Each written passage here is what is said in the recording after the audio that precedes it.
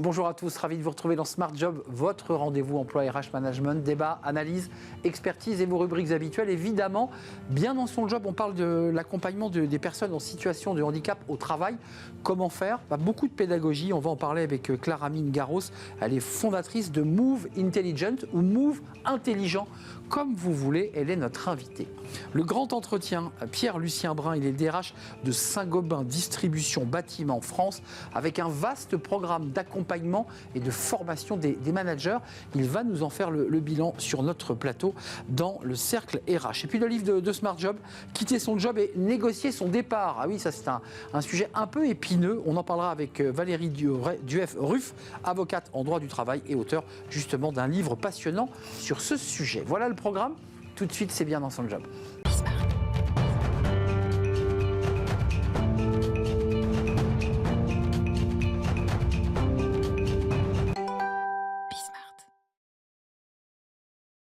Bien dans son job pour parler de l'accompagnement des personnes en situation de handicap au travail et aussi démythifier peut-être un certain nombre de sujets autour du handicap. Et j'accueille Clara Mine-Garros. Bonjour Clara.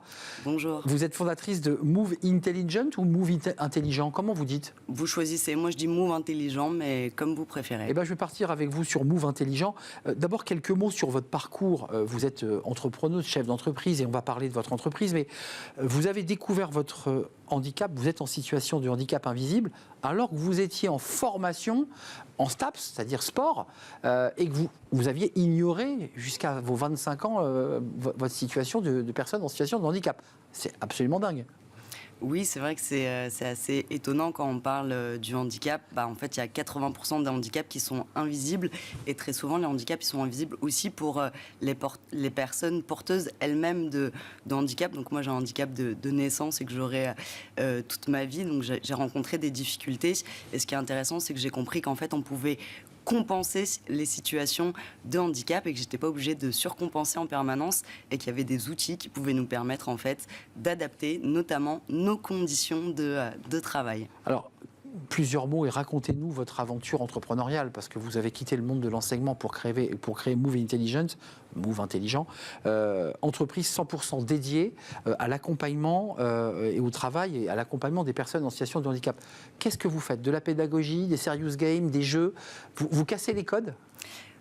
On essaie en tout cas de casser les codes avec Move Intelligent, qui est une entreprise à impact qui propose aux entreprises une solution complète et innovante d'accompagnement du handicap au travail. Donc Move Intelligent propose aux entreprises, PME et également grands groupes un accompagnement qui est global, inclusif et personnalisé et qui intègre notamment des serious games, de la sensibilisation via des serious games, de la formation et du conseil coaching pour créer en fait un cadre de confiance qui permette d'aborder le sujet du handicap plus sereinement. En fait, cette démarche 360 degrés, elle permet de réconcilier d'une part l'économie et le social pour les entreprises. Donc, d'une part, on va pouvoir améliorer en fait les performances des entreprises et ainsi améliorer la QVCT des salariés. Et d'autre part, ça permet en fait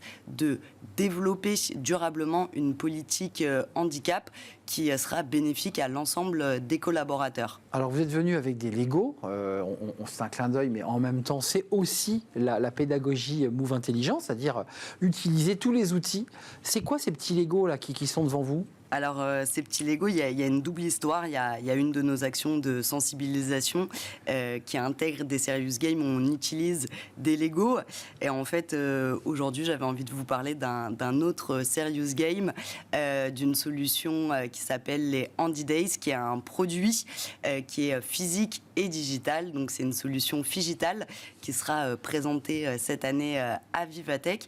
Et donc, en fait, c'est une solution clé en main pour les entreprises pour pouvoir sensibiliser et former sur le handicap au travail. Et donc, en fait, l'idée de matérialiser les Lego, c'est que cette nouvelle version des Handy Days, c'est une version qui est modulable pour les entreprises. Donc en fait, on va pouvoir s'adapter au secteur d'activité, à la taille de l'entreprise. Mais ils incarnent quoi, ces petits Lego? Des entreprises, des secteurs, des difficultés, ils ont une symbolique, ces Lego?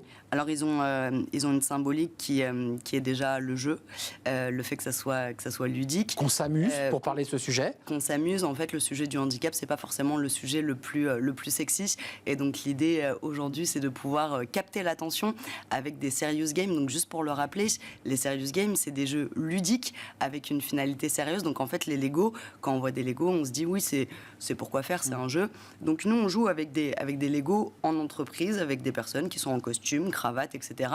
Et donc on a voulu aller plus loin avec cette solution donc Figital, les Handy Days, dans lesquels il y a des challenges, il y a des micro-learning, et en fait il y a plein d'activités qui sont ludiques. Et en fait les petits Lego, pour répondre à votre question initiale, c'est les petits blocs de sensibilisation et de formation qu'on va pouvoir retenir. Aujourd'hui, un des grands enjeux de la formation et de la sensibilisation, c'est en fait de capter l'attention des personnes. Et donc, on a créé des modules. Et de leur faire rentrer vos idées dans leur cerveau, que ça ne parte pas lorsqu'ils ont quitté la salle. Tout à fait. Donc, en fait, c'est des actions qui permettent un transfert d'apprentissage direct et immédiat dans la vie professionnelle.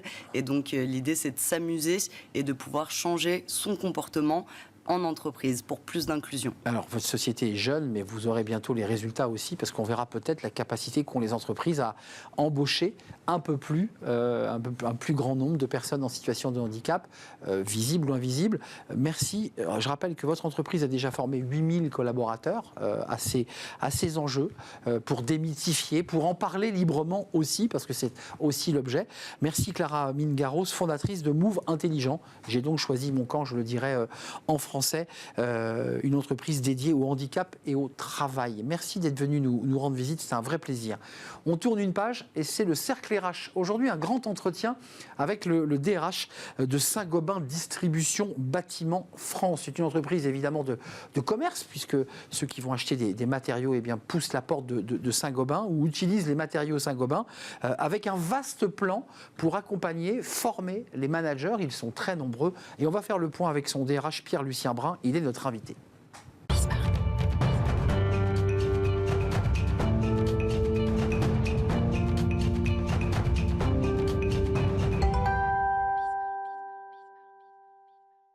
Le cercle RH est un grand entretien pour parler des managers, de leur accompagnement, de leur formation. Ils sont souvent pointés du doigt, ces managers, et ils sont accompagnés. On va en parler avec vous, Pierre-Lucien Brun. Merci d'avoir répondu à notre invitation. Vous êtes DRH de Saint-Gobain Distribution Bâtiment France. Exactement. Ça, c'est le titre complet. Alors, vous avez une longue carrière au sein de Saint-Gobain. Vous avez fait plusieurs postes et vous connaissez très bien cette entreprise. Mais vous êtes... Quand j'ai vu et préparé l'émission, je me dis, mais il s'est lancé un défi absolument dingue, c'est de former, d'accompagner les 4000 managers des points de vente, alors qu'ils ne sont pas affichés comme Saint-Gobain, mais c'est Point P, CDO, la plateforme du bâtiment. Donc c'est des enseignes que le grand public voit tous les jours et parfois fréquente, ce qui fut mon cas quelques fois. D'abord, un mot sur vos ambitions. On va parler ensuite du bilan, j'allais dire, à mi-parcours, mais quelle a été l'ambition profonde du DRH que vous êtes de se dire, il faut lancer ce plan? Qu'est-ce qui vous a animé, vous et j'imagine le COMEX? Alors, on a une conviction très très forte au sein du COMEX et que je partage et que je pousse éventuellement, effectivement très fort. C'est un triptyque, ce qu'on appelle notre triptyque. Un collaborateur engagé fait un client satisfait. Un client satisfait, ça fait du chiffre d'affaires, ça fait du trafic, ça fait de la performance et ça permet... Mais ça fait du retour en magasin aussi. Du retour en magasin et ça permet de reconnaître, de valoriser le collaborateur. Donc notre forte conviction, qui est une conviction que l'on porte depuis 30 ans, c'est qu'il faut tout mettre d'abord sur le collaborateur. D'abord sur la qualité de vie, le développement, la formation, la reconnaissance, la valorisation et un bon manager. Et on est convaincu que ça, ensuite, ça peut produire des choses absolument extraordinaires si on est au niveau. On appelle ça de manière un petit peu scientifique la symétrie des attentions. C'est ça l'idée? De façon scientifique, c'est exactement ça. C'est un mot qu'on utilise tous les jours dans notre organisation. un collaborateur satisfait, ça fait un client satisfait et on s'occupe bien des deux. Alors c'est intéressant parce que les secteurs dans lesquels vous officiez, secteur du bâtiment, on mettra de côté la crise que traverse le secteur du bâtiment qui est terrible. Vous avez, on en parlera, décidé d'accélérer, de continuer à recruter, de ne pas vous séparer de vos collaborateurs et de leur dire vous êtes précieux pour nous, c'est ça que vous leur dites, avec des collaborateurs dont le profil est plutôt le profil bâtiment. On vend de la poutrelle, on vend du ciment, on vend du plâtre, on vend tout, qui ne sont pas forcément les plus grands communicants. Et en fait, vous avez insisté sur ce point-là. Voilà, créer aussi une soft skills du sourire, quoi. On est dans le secteur du bâtiment. Le premier rôle d'une agence chez nous, c'est d'accueillir le client. C'est physique, c'est-à-dire qu'il y a un stock, il y a une relation humaine, il y a un contact, il y a un conseil, il y a une bonne machine à café, il y a éventuellement un petit croissant. Le client, l'artisan qui est tous les jours tout seul dans sa camionnette, toute la journée, mais c'est son contact. Eh ben, il vient chez nous pour trouver un sourire, pour trouver un espace agréable, pour trouver une connexion Wi-Fi, pour regarder un plan avec son conseiller. Donc c'est le commerce au cœur, l'agence au cœur, et donc il faut que les collaborateurs soient bien dans cet environnement. Concrètement, rentrons un peu dans le concret, parce que comment on organise une si grosse machinerie? Parce qu'on le voit bien sur des petites structures PME, ETI, mais là vous avez 4000 personnes, il faut d'abord quoi, j'imagine, bâtir les grands socles que vous allez transmettre, et puis ensuite il faut transmettre. Comment vous avez fait? Le socle est le terme que j'allais utiliser, on n'a pas préparé, mais c'est exactement ce que je voulais utiliser. On est connecté. On s'est dit, voilà, on a plusieurs enseignes, on est managé de façon relativement pas autonome, pas indépendante, mais un principe de subsidiarité dans chacune de nos enseignes qui pilote son fonds de commerce, qui pilote son compte d'exploitation, qui manage ses équipes. Et on s'est dit, il y a quand même quelque chose qui nous ressemble, quelque chose qui nous rassemble. Ce sont les postures managériales, ce sont les valeurs managériales, et c'est ce socle managérial dont vous parlez. Et donc, on a réuni des managers de proximité, des chefs d'agence, des directeurs de secteur, des responsables marketing. Et on a fait ça il y a quelques années, et on leur a dit, voilà, qu'est-ce qui nous ressemble? Quelles sont les valeurs auxquelles on tient vraiment? Et on a défini... Un laboratoire, en fait. On a défini une boussole. Et on s'est dit, voilà, on a 6 dimensions dans cette boussole. Par exemple, l'assertivité, la vision partagée, la valorisation. Et on a construit ensuite des formations assez simples, 2 jours, présentielles, expérientielles, mise en situation sur des choses décalées par rapport au travail. Donc une situation où on doit valoriser son enfant qui ramène un très mauvais bulletin de notes à la maison, où on doit expliquer à un copain qu'on n'a pas vu depuis 10 ans que ça fait 3 semaines qu'il est sur le canapé lit et qu'en fait ça serait peut-être pas mal qu'il trouve un petit studio. Ouais, on les sort un peu donc, de la bulle. La valorisation, on décale, les gens repartent en disant j'ai vécu une expérience et j'ai compris ce référentiel, j'ai compris ces valeurs sur lesquelles on m'attend. Et puis après, c'est de la mise en pratique, de l'observation. Et donc tous les ans, quand on fait nos fameux entretiens annuels, entretiens à mi-année, on discute avec chaque manager sur chacune des 6 dimensions. Et on se dit qu'est-ce qui va bien, qu'est-ce qui peut être développé.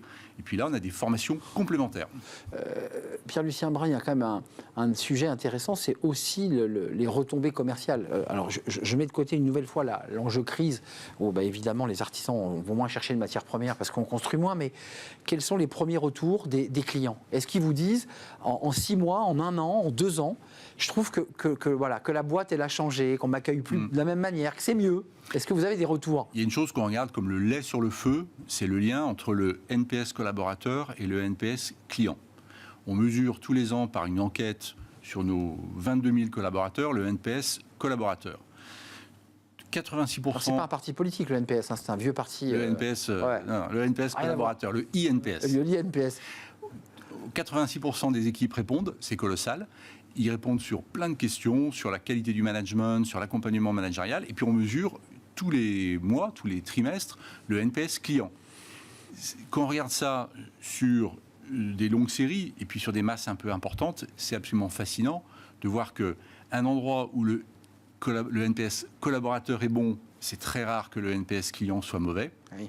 Et quand le NPS collaborateur est pas bon, ça dure pas très longtemps que le NPS client soit bon. Mais vous avez dû convaincre au COMEX, parce qu'il y a un vrai sujet que vous soulevez, c'est-à-dire de dire on va investir beaucoup, mais on va s'y retrouver. Il y a un directeur financier qui vous dit attendez, ça coûte trop cher, on ne peut pas investir autant. Le COMEX est intimement convaincu et porte la démarche. Tant est que quand on a parlé de cette boussole managériale, quand on a parlé des comportements observables, quand on a parlé de la façon de déployer ça, en fait c'est le COMEX qui s'y est attelé et c'est le COMEX qui à un moment donné a tenu la plume pour dire voilà ce que l'on veut écrire, voilà ce que l'on veut faire et voilà ce que l'on revendique. Le ROI, parce qu'il y a évidemment l'analyse un peu scientifique ou de sondage côté client, côté manager, mais est-ce que vous le sentez sur le ROI, sur une base 100, compte tenu qu'on est dans une situation un peu hors du commun? Alors, le ROI, on le mesure par la part de marché, on le mesure par notre performance par rapport à nos concurrents. On le mesure par rapport à l'engagement de nos collaborateurs versus nos concurrents. Voilà. Et oui, c'est le ROI et aujourd'hui, on est très content. L'idée quand même dans ce que vous nous expliquez, c'est que en offrant ce service aux collaborateurs, cette formation, vous faites le pari qu'ils vont rester engagés et que lorsque le bâtiment repartira, parce que le bâtiment va repartir d'une manière certaine, ils seront là. C'est ça l'objectif. On fait le pari que les personnes qui sont là, il faut qu'elles soient au bon niveau. Et là, dans l'entreprise, quand ça repart. Quel que soit le poste, et en plus, qu'elles soient prêtes, comme vous le dites, au moment où ça repart. Alors, c'est la formation managériale, c'est la formation technique, c'est un panel de formation. Et la formation managériale, c'est le début de tout. Donc oui, c'est un investissement, c'est un pari qu'on fait. C'est notre responsabilité vis-à-vis de nos équipes, et puis c'est aussi la responsabilité vis-à-vis de nos clients, que d'avoir en face des personnes qui les conseillent, qui leur proposent les bons produits et le bon service. Vous, le DRH, qui avez une culture d'entreprise forte Saint-Gobain, vous n'êtes pas chez Saint-Gobain depuis 2 ans. Non. Vous y êtes depuis près de 36 ans. Voilà, c'est ça, j'allais dire 30 ans, 36 ans. Donc vous avez cette culture de l'entreprise. Qu'est-ce que ça vous a apporté, là, au poste où vous êtes, d'avoir embarqué, et vous êtes encore dans l'histoire, hein, l'histoire n'est pas terminée. Qu'est-ce que ça vous a apporté ? Moi, ce qui m'a fasciné, c'est que j'ai participé à cette formation dont je parlais, 2 jours, qu'on appelle Manager avec Ambition. Ambition, c'est un programme de transformation qui nous porte. Et j'ai participé à cette formation, on était 30. Et j'ai fait cette formation avec un chef d'agence de 3 personnes, avec un directeur général d'une BU de 500 personnes. Et on parlait la même langue. Et on enlevait notre habit notre titre, et on se parlait vraiment en disant voilà mes difficultés managériales, voilà les situations que j'ai connues qui sont compliquées, voilà où je pense que je dois travailler. Ça met les personnes dans une posture de confiance et de progrès. Il y a une guerre de marque ou pas? Parce que quand on est chez Point P, on n'est pas dans la plateforme du bâtiment. Vous dites tout le monde parle le même langage, ça c'est le langage Saint-Gobain. Mais ensuite, il y a quand même à l'intérieur des marques. Ça, c'est compliqué dans une entreprise. C'est compliqué. Chaque enseigne chez nous, on appelle nos enseignes, Point P, c'est à sa clientèle cible. Oui. Chacune a sa spécificité, chacune a sa raison d'être. Oui, il y a des frottements. Bon, c'est la vie du commerce. Mais la formation a cette vertu-là aussi? La formation a cette énorme vertu, c'est que quand 2 managers se rencontrent, ils peuvent être concurrents sur une affaire. Mais en fait, quand ils se rencontrent, ils parlent de leurs équipes. Ils parlent oui, ils ont les mêmes sujets. Des sujets managériaux. Et comme ils partagent le même vocabulaire, le même langage, c'est hyper précieux. Ils progressent ensemble. La suite de cette aventure, c'est quoi? Parce qu'en préparant l'émission, vous m'avez dit, avec un sourire d'ailleurs, c'est en fait une formation qui ne s'arrêtera jamais. C'est une pierre de Sisyphe. C'est ça, vous poussez en permanence le rocher. On a 4000 cadres, il y en a qui partent, il y en a qui arrivent. Il faut les reformer. Il faut les reformer, donc on continue. Et puis, au fur et à mesure qu'on échange, qu'on a du feedback sur par les managers, on se dit, tiens, sur tel sujet, on est un peu moins bien. Sur l'assertivité, on est un peu moins bien. Sur l'exigence, il faut qu'on la travaille mieux. Donc en fait, peu à peu, on va rajouter des briques, on va raffiner nos parcours pour aussi accompagner les managers de managers, des personnes qui et déposer un programme absolument incroyable qui va devenir une marque blanche. Ça peut. Vraiment, ça peut être aussi un modèle. Et clairement, des collègues de chez Saint-Gobain, dans d'autres BU très gros industriels de Saint-Gobain, se sont inspirés fortement Et c'est tant mieux, on a gagné tous ensemble du temps, et puis on va aussi s'inspirer de ce qu'ils ont fait. Ils ont repris une grande partie de la méthode, ils la déploient dans leurs équipes, et c'est génial. Avant de nous quitter, j'évoquais la crise dans le bâtiment, la crise du recrutement. Est-ce que, comme dans certains secteurs qui sont venus sur notre plateau, je pense au secteur du transport, de la restauration, on les connaît, est-ce que vous avez des difficultés, vous aussi, malgré les efforts que vous faites pour créer de la marque employeur et de la visibilité? Est-ce que c'est compliqué de recruter? Oui, c'est compliqué. C'est compliqué, ça dépend des bassins, ça dépend des jobs, mais on a des postes, oui, qui sont compliqués parce que, si on parle de transport, vous l'avez dit, nous on a des camions, on a des chauffeurs. Un chauffeur chez Point P ou un chauffeur à l'Asturienne, c'est pas des jobs faciles. Il y a une grue, c'est très technique. Il faut travailler en sécurité, méticuleux au 2e étage. Donc c'est des jobs. Tout le monde n'aime pas ça parce qu'il faut un niveau de concentration, d'habileté qui est différent. Et de formation, on forme énormément. On est très très vigilant à la sécurité. Donc oui, ça peut être plus compliqué que certains jobs de chauffeurs qui sont plus messagerie où il y a moins de manipulation. Un mot sur les seniors, le gouvernement accélère, la NDRH et un certain nombre d'acteurs sur ce sujet ont décidé de s'emparer de ce sujet, de faire monter le taux d'emploi. Ouais. Qu'est-ce que vous dites, vous, le DRH de Saint-Gobain Bâtiment? Il faut accélérer sur ce sujet? Il faut accélérer. Nous, on travaille la copie. On a une chance immense, c'est qu'on a un réseau de 2000 agences. On a énormément d'emplois différents, des emplois de siège, des emplois d'agence, des emplois digitaux, des emplois marketing. On a une palette d'emplois extraordinaire et on a une grande capacité à construire des parcours, à accompagner nos équipes. On a aussi d'énormes besoins de formation technique. Donc on peut aussi, à un moment donné, proposer à des personnes de faire du mentorat, de faire du tutorat, d'accompagner les alternants. Et donc oui, on a vraiment cette ambition de garder nos compétences tant que la personne a envie de travailler. Et j'ai envie de dire, avec les formations que vous proposez aux collaborateurs qui entrent ou qui sont déjà dedans, il y a aussi des maçons, des plâtriers, des gens très techniques qui peuvent aussi nourrir des enseignes parce qu'ils ont une connaissance technique absolument incroyable. Ils parlent de gré à gré avec l'artisan. On a parfois des clients qui, à un moment donné, souhaitent nous rejoindre parce qu'ils en ont un petit peu assez de leur métier, d'artisan. Mais ils postulent chez nous et on accueille bien volontiers des artisans pour rejoindre nos équipes. Merci Pierre-Lucien Brun, DRH de Saint-Gobain. Alors le titre exact, bâtiment. Saint-Gobain, distribution, bâtiment, France. Plateforme du bâtiment, CDO et Point P. Asturienne, SFIC, 10 panneaux, PUM, pour n'oublier personne. Et là, vous avez mis tout le monde, alors qu'au début, vous aviez mis que les grandes enseignes les plus connues. Merci de nous avoir rendu visite. Merci pour le défi que vous vous êtes lancé. Peut-être vous reviendrez nous voir dans un an pour voir comment les choses ont évolué. Merci de nous avoir rendu visite. C'est un vrai plaisir. Merci beaucoup. On tourne une page, on s'intéresse à ceux qui quittent leur job. Oui, ça arrive. Comment négocier son départ? On est souvent un peu embarrassé pour annoncer à son patron ou à son DRH qu'on va quitter la boîte. Il y a un livre, justement, qui en parle. On accueille son autrice, c'est Fenêtre sur l'emploi.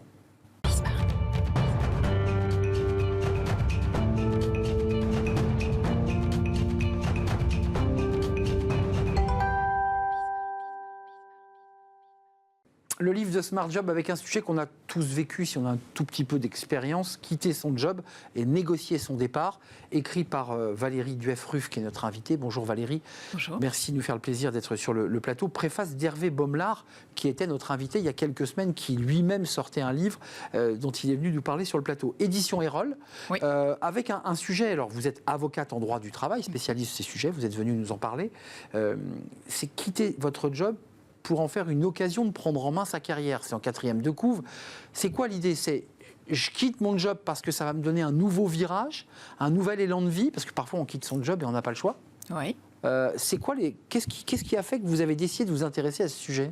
Alors, il y a les conditions du départ d'une entreprise sont multiples. Ça peut être parce qu'on se fait virer, donc on le subit. C'est brutal. C'est brutal, on le subit. Ou bien on le décide. Évidemment, c'est l'option que je privilégie. Dans les deux cas, c'est qu'il y a une dissonance. C'est que, et c'est d'ailleurs tout l'objet de mon premier chapitre, c'est l'alignement. Est-ce que vous êtes aligné avec votre job? Si vous n'êtes pas aligné, si vous n'êtes pas en phase avec les valeurs de l'entreprise, avec ce qu'on vous exige... C'est le cas de beaucoup de salariés. Ce qui est le cas de beaucoup de salariés, en particulier en ce moment, avec des difficultés à partir parce qu'on craint de ne pas pouvoir retrouver ensuite ce qui est un principe de réalité. Et donc, la question, c'est est-ce que si je suis pas aligné avec mon travail, qu'est-ce que je dois faire? Et c'est là justement que je déroule le fil d'Ariane de ce livre-là. C'est-à-dire reprendre en main sa carrière, ça veut dire c'est de savoir où j'ai envie d'aller, puisque le fait qu'on ne veuille pas quitter son entreprise, c'est parce qu'on a peur du lendemain. Donc c'est l'occasion de faire quoi? Son bilan de compétences internes? Oui, alors... Sa photographie interne? C'est souvent, et d'ailleurs j'aime aussi à le considérer, c'est que souvent ce genre de questionnement arrive à la quarantaine. 40, 50 ans, parce que avant, on est pris dans une espèce d'engrenage, études, on se marie ou pas, on fait des enfants ou pas, mais voilà, on rentre dans la vie active et bam, bam, bam, et à 40, 45, 50 on regarde dans le rétro. On se retrouve en effet et on se pose la question de « et moi où je suis dans tout ça ?» Et à ce moment-là, vous avez le choix.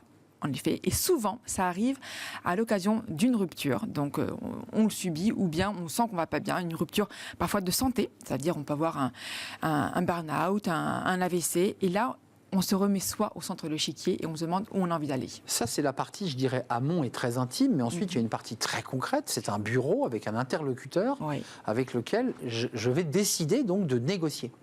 Et là, vous nous donnez des conseils, adapter la stratégie de négociation en fonction du profil de l'interlocuteur. Oui. Waouh, ça veut dire que quoi? Je fais une photographie, je dois avoir très rapidement un scan. Comment on fait là? Alors, en effet, vous le dites bien, il y a toute une partie coaching. Et puis, il y a une partie beaucoup plus concrète, pragmatique, voire technique. Et mon expertise d'avocate intervient. Il y a aussi une autre expertise qui est celle du profiling que vous évoquez, qui est comment comprendre les besoins de mon interlocuteur pour pouvoir parler la même langue que lui. Parce que si je veux avoir ce que je cherche de lui, il faut parler le même langage. Et ainsi, ça facilite. Le fait plaisir, le fait des efforts, le dépêche-toi. Donc ça, c'est Ce sont des drivers. Les drivers, le sois fort. Et vous évoquez le métaprogramme de la programmation neuro-linguistique. Et là, c'est la coach qui s'exprime, puisque c'est plus un version coach. Ce livre, en fait, est un peu les deux facettes de votre personnalité aussi, finalement. À la fois les enjeux de coaching et les outils, et les outils de droit, c'est ça? Oui, alors historiquement, en effet, je suis avocate en droit du travail, vous l'avez rappelé, merci. Et au fil de ma pratique, j'ai réalisé qu'on ne pouvait pas accompagner des clients sans le faire de façon globale. Et de façon globale, c'est quoi? Ce sont des personnes qui vivent un moment d'émotion, c'est-à-dire une rupture. Même elle est professionnelle, elle reste une rupture et donc émotionnelle. Et on ne peut pas, nous, en tant que professionnels du droit, faire l'impasse sur tout ce volet émotionnel. Parce que mieux vous serez accompagné dans cette phase de rupture, plus vite vous pourrez rebondir, aller de l'avant sans amertume et donc sans être tiré en arrière. Valérie, ce qui est intéressant, ceux qui vont ouvrir ce livre et l'acheter, ils vont essayer d'aller y tirer des conseils pratiques, des outils. Ils sont contenus dans ce livre.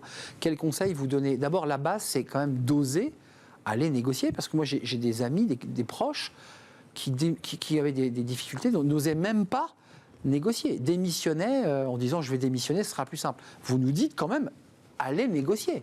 Je vous dis absolument, allez négocier. Attention, si vous démissionnez, vous vous retrouvez sans droit au chômage. On est d'accord. Donc c'est quand même, vous prenez un risque majeur pour vous et pour votre famille. Ensuite... Vous avez eu ces cas de figure de gens qui disent je démissionne, j'ai pas envie de perdre de temps. Mais c'est une grave erreur. Oui, c'est une grave erreur parce que les gens, globalement, ont peur du conflit. Et moi, ce que j'essaye de leur transmettre par ce livre-là aussi, c'est d'aimer le conflit. Par là, je n'entends pas chercher la broutille. Non, c'est pas ça.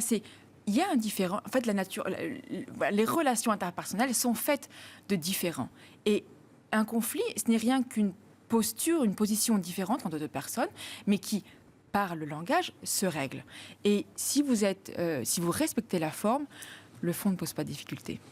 Passionnant, parce que vous êtes porteuse de deux pôles, à la fois les enjeux de coaching qui sont contenus dans ce livre, et puis évidemment la praticienne du droit du travail. Allez négocier. Merci Valérie Duef-Ruffe, préface Hervé Bommelard, quitter son job et négocier son départ, édition Erol. On voit la couverture de votre livre, et vous êtes la bienvenue évidemment pour revenir nous voir quand vous voulez. Avec plaisir. Merci Valérie, à très très bientôt. Merci à vous, merci de votre fidélité, merci à toute l'équipe qui m'aide à préparer l'émission, Andrel à la réalisation, Saïd au son, et Nicolas Juchat, évidemment, comme pour chacune de nos émissions. Je vous dis à très bientôt. Bye bye.